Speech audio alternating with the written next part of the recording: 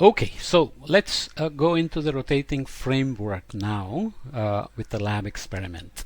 So this is a nice setup with the diffuser, which makes sure that the flow is maintained, and there is this setup where the water comes in and how it flows out. So there is a drain in the middle, and obviously you know what happens if you have a tank that is filled up, and if you open the plug, the flow is just going to drain out. But many interesting things happen if you start rotating the tank and then open the plug. Okay, then the flow has to go kind of in a swirly motion. It won't go directly towards the middle to the drain, right? Kind of the constant joke about the flush or the bathtub, and whether it'll go counterclockwise and clockwise based on which hemisphere you are in, and so on and so forth. Actually, we'll look at something like that a little bit later on. Nonetheless, you see what's happening here. If you swirl a spoon into a cup of coffee, you know that it's going to start rotating, and then the middle is going to be sinking and the outer edge is going to rise up. That's something similar you're seeing here.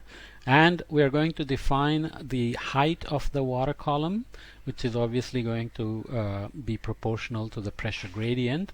Slope of this height is going to be our pressure gradient, and as the radius changes, you can imagine that the speed is going to change, and you can see that very quickly here.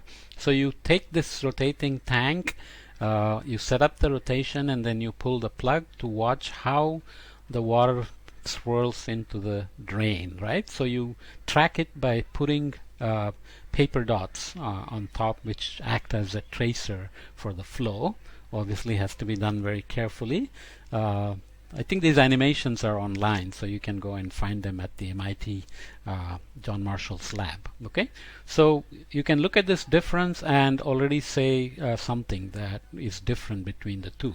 The rotation rate, right? You can rotate the table at different rates. So this is going at 5 RPM, and this is going at twice the speed at 10 RPM. And the distance between these dots here is the image taken every 1/30th of a second. So that's a very fast camera that's sitting on top somewhere. Okay, so this is showing that the dots are close together in the outer edge where they are being released.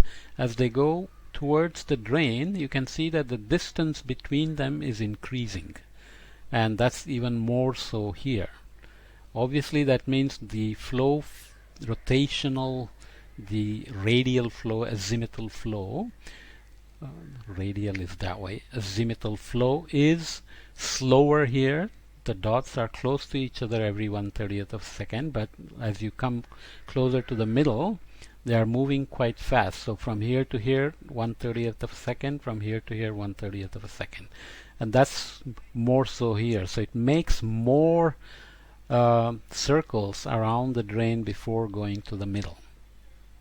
What are we saying? Basically that rotation is going to affect the flow field. That's what we have to find out. Exactly what does the rotation do to the equations of motion. So this is a nice ink and visualization showing how the surface is tilted and how the flow is swirling into the middle when the plug is pulled out. Okay, this is counterclockwise, just to represent the circulation on the northern hemisphere. If you look at the Earth from the northern pole, the Earth is going from west to east, so that's counterclockwise.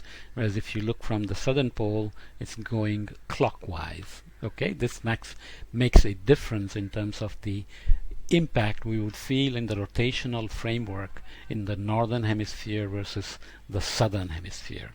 So that's what we have to get used to, the impacts of rotation. And we will derive this in a formal way, which is what the purpose of going through these experiments is. Visualizing the experiments in a water tank makes for Very easy understanding instead of just running through the equations. And then transferring this flat rotating surface where rotation, pressure, and gravity are acting in one way versus on a sphere where the gravity is in one direction, rotation is in another direction, right? In the tank, gravity is downward and rotation is also around the vertical axis, whereas on the sphere we will see that it gets more complicated. So we'll have to take those into account as we derive the equations, which we will do. But pay attention to these experiments. They're really cute and they're really instructive.